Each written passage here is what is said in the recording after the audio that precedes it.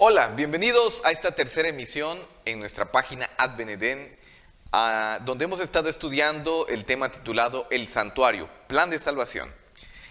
Muy bien, como ya hemos estudiado 2 ocasiones atrás y esta tercera parte, hemos de recordar que Dios en su plan y su objetivo de lo que ya hemos mencionado atrás es que el santuario siempre fue un prototipo del santuario celestial y al mismo tiempo el libro de clases sobre todo el plan de salvación y redención para el pueblo de Israel. Podríamos también decir que era el libro didáctico del pueblo de Israel.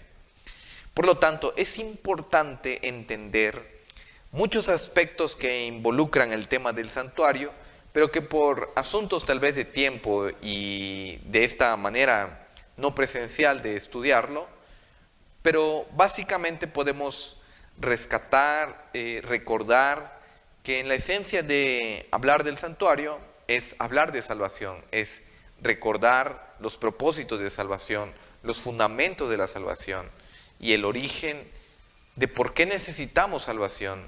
Hablar de salvación es pensar que tenemos que ser salvos de algo, y entender de qué somos salvos nos da mayor entendimiento de por qué necesitamos ser salvos. Así que esta tarde vamos a recordar un aspecto más que también es importante dentro de todo lo que Dios deseaba realizar en el santuario. Bien, la ocasión pasada dijimos que entre las diferentes secciones que conformaban el santuario, como eran las afueras, el atrio con sus muebles de bronce, el lavacro y el altar del sacrificio, mencionamos que eso tenía un lugar importante para el sacrificio continuo en el caso del altar del sacrificio, y el lavacro, el cual se purificaba el sacerdote a través del lavamiento de los pies y las manos antes de ingresar al lugar santo, conocido como el Kodesh. También dijimos que dentro del lugar santo existían 3 muebles importantes, el cual también representaban a Cristo, la oración, el pan de vida. Y también mencionamos el lugar santísimo, que dijimos que ese era conocido como el Kodesh Kodashim, el santo de los santos.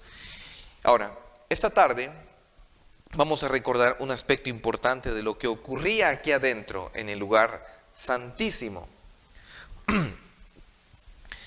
Éxodo 25, 10 al 22, nos recuerda la grande solemnidad que tenía y requería este lugar santísimo, porque es allí donde se manifestaba la gloria de Dios, y que de acuerdo con Éxodo 40, 34, la Biblia declara de esta manera: entonces una nube cubrió el tabernáculo de la reunión, y la gloria de Jehová llenó todo el tabernáculo, o el santuario se traduce en algunas Biblias.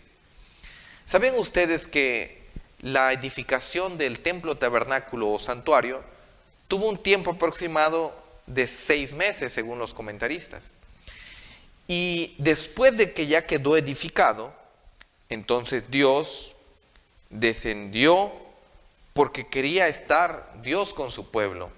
Y esto es lo que es conocido como la Shekinah o Shekinah en hebreo. Éxodo 40, 34 está declarando que después de que ya estaba establecida el tabernáculo de la reunión, la gloria de Jehová llenó el tabernáculo. Bajó una nube y llenó el tabernáculo.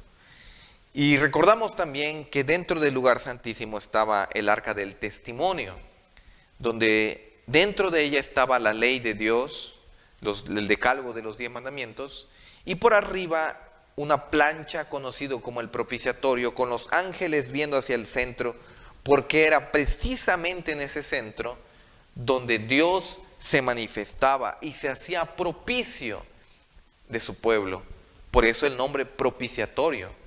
Y la Biblia declara en Éxodo que Dios hablaría desde allí del propiciatorio.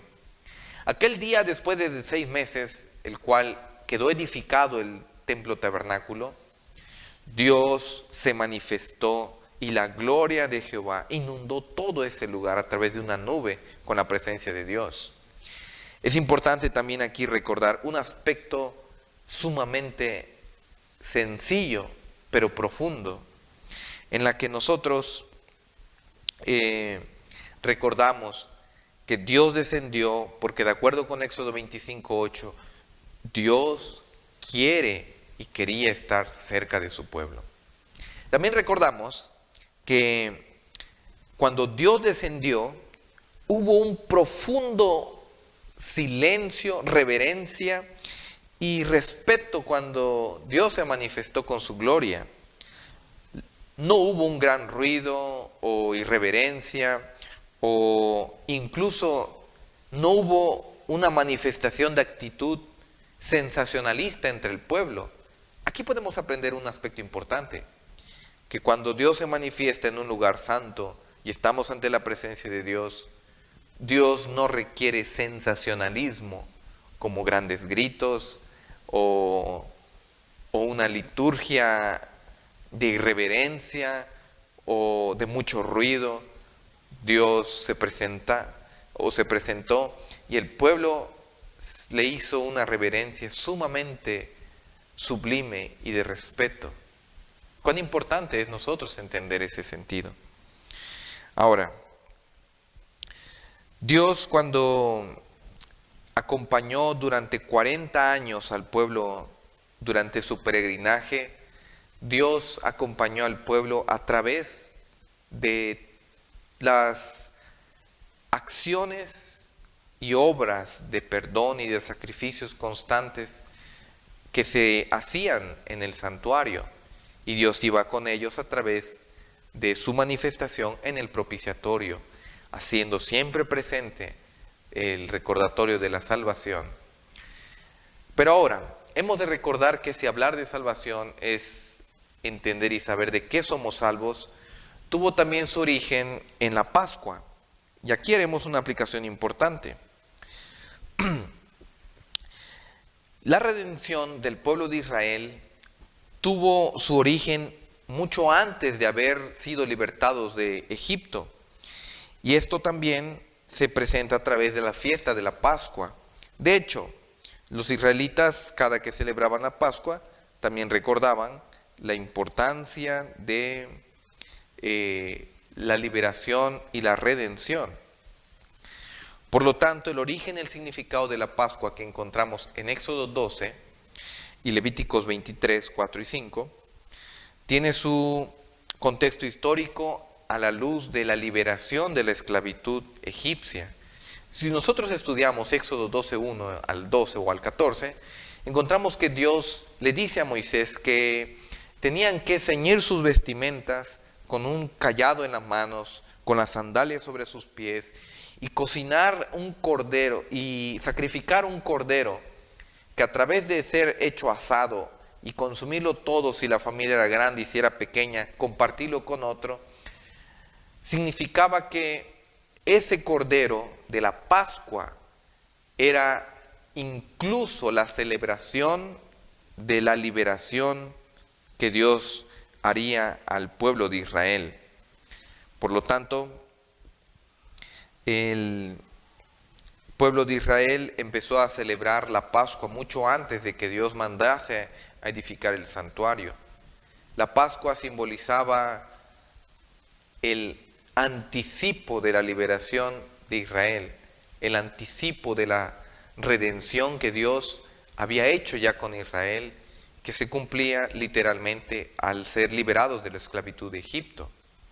Posteriormente a esto, encontramos también que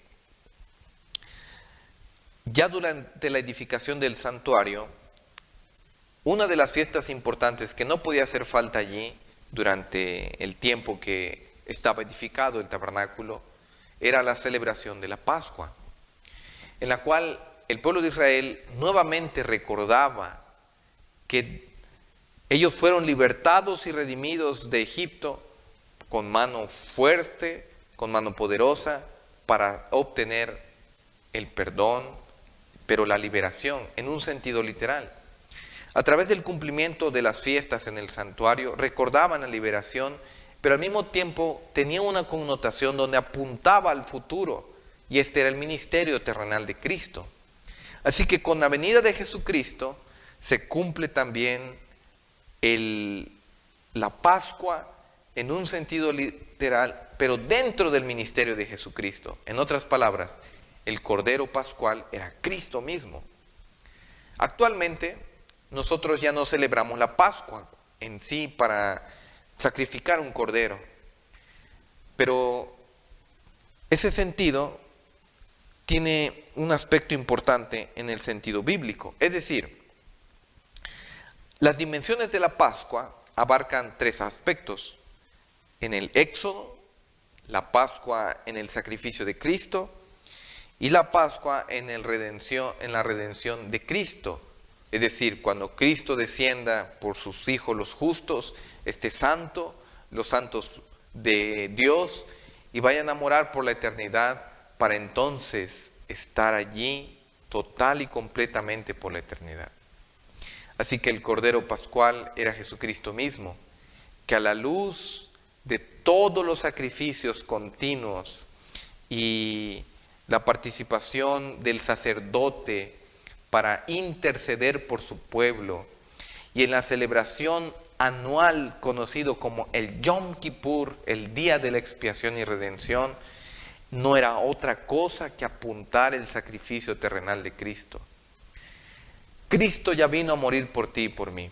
Cristo ha cumplido en su ministerio todo ese símbolo que se celebraba durante las diversas actividades que el sacerdote realizaba dentro de toda la liturgia en el santuario, desde el atrio, en el lugar santo y hasta el lugar santísimo. Por lo tanto, Dios, al hacerse presente continuamente, acompañando al pueblo por medio de un arca del pacto, por medio de un lugar que se hacía propicio por su pueblo para hacer redención y estar con ellos, Dios desea que a lo largo de toda esta historia del universo, Dios desea estar cerca de su pueblo. Y cuando Cristo venga, tenemos otro cumplimiento importante, que en el marco de las actividades realizadas en el santuario del antiguo Israel, lo encontramos cuando, por fin ahora, Dios al llevarnos por la eternidad, es una de las manifestaciones más grandes del amor que ha tenido por su pueblo, al enviar a Cristo como un cordero para hacernos salvos, liberarnos del pecado, darnos y otorgarnos salvación. Y ahora, al tenernos por la eternidad, es uno de sus más grandes gestos de amor de Dios.